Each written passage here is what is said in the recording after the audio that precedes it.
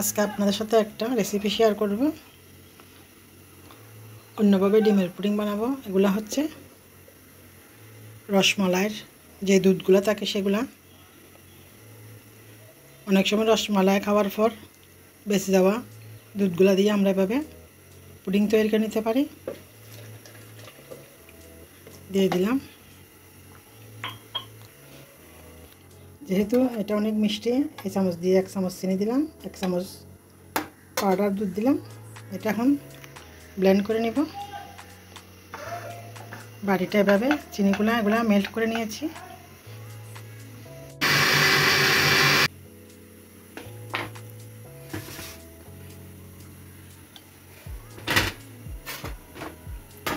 এখানে দিয়েছি 5টা ডিম, 1 পিস পাউরুটি, 1 টেবিল চামচ চিনি, 1 টেবিল চামচ শুকনো দুধ পাউডার আর 1 কাপ হচ্ছে রসমালাইয়ের দুধগুলা। এভাবে পুডিং বানিয়ে খেতে পারেন। এগুলো দিচ্ছি লাচ্ছা সেমাই।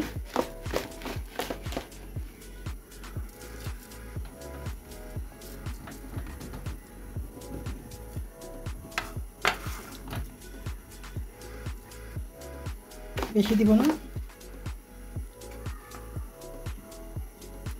এবার লিকুইডটা এখানে ঢেলে দিব।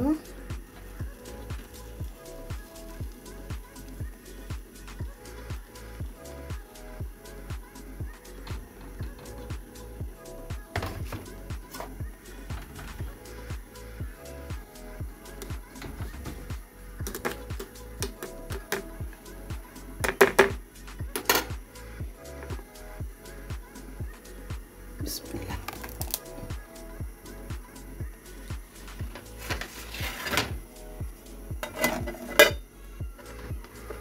ঢেকে চাপা দিয়ে দিব।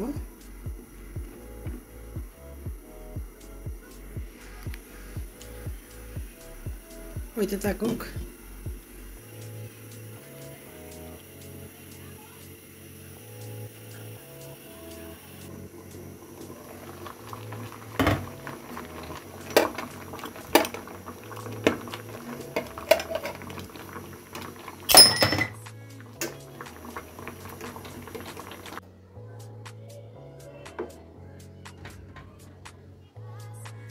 হয়ে গেছে মাশাআল্লাহ।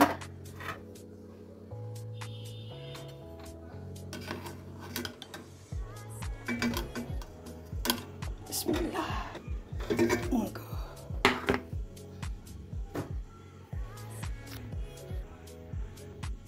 নামিয়ে দেখাচ্ছি।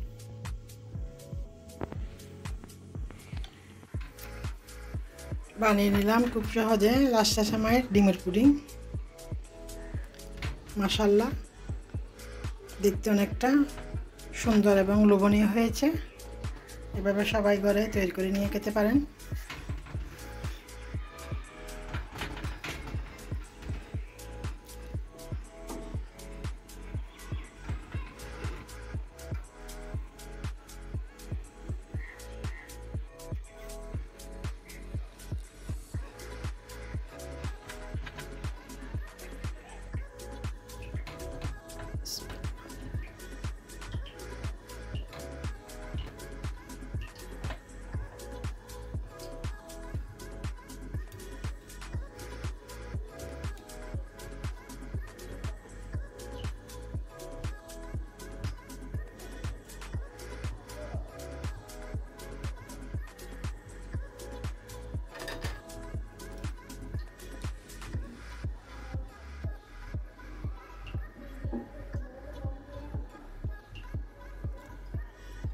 নরম তুলতুলে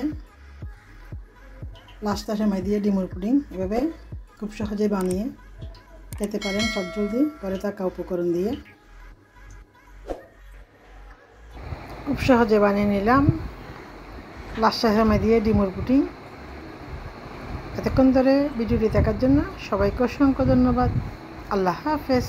আসসালামু আলাইকুম।